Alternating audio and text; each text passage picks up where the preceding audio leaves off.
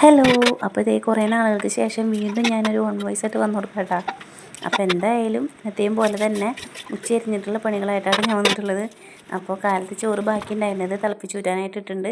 പിന്നെ കുറച്ച് പാത്രങ്ങളുണ്ടായിരുന്നു കേക്ക് വയ്ക്കാനായിട്ട്. അപ്പോൾ അതൊക്കെ കേക്ക് പിന്നെ അടിച്ച് വാരാനുണ്ടായിരുന്നു.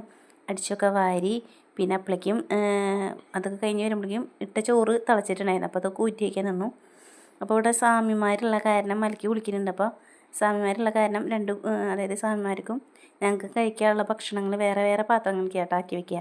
പിന്നെ കുറച്ച് ചോറിൻ്റെ പോരായ്മ ഉണ്ടായിരുന്നു. അപ്പോൾ കുറച്ച് അരിയും കൂടി ഇട്ടിട്ടുണ്ട്. അപ്പോൾ അത് വേവണ വരെ വേറെ കുറച്ച് പണികൾ കൂടി ഉണ്ട് ചെയ്യാനായിട്ട്. അപ്പോൾ അതിൻ്റെ ഇടയ്ക്ക് കുറച്ച് പഴത്തൊലിയൊക്കെ ഉണ്ടായിരുന്നു. അപ്പോൾ അതൊക്കെ പശുക്കൾക്ക് കൊടുത്തു.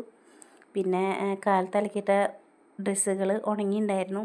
അപ്പോൾ അതൊക്കെ മടക്കി എടുത്ത് വെച്ചു. പിന്നെ അത് കഴിഞ്ഞ് വന്നപ്പോൾ അടിച്ച് വാരാണ്ടായിരുന്നു, മിറ്റടിക്കാണ്ടായിരുന്നു.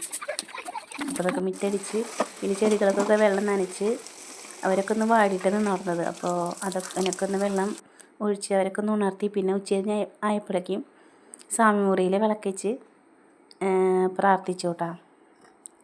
പിന്നെ കുറച്ച് നേരമൊക്കെ ഇരുന്ന് നാമെത്തിച്ച് പിള്ളേരെ കൊണ്ട് ശരണമൊക്കെ വിളിപ്പിച്ച് നമ്മുടെ മനസ്സിനെ തന്നെ ഒരു പോസിറ്റീവാക്കി ഉണർത്തി എടുത്തിട്ടുണ്ട്.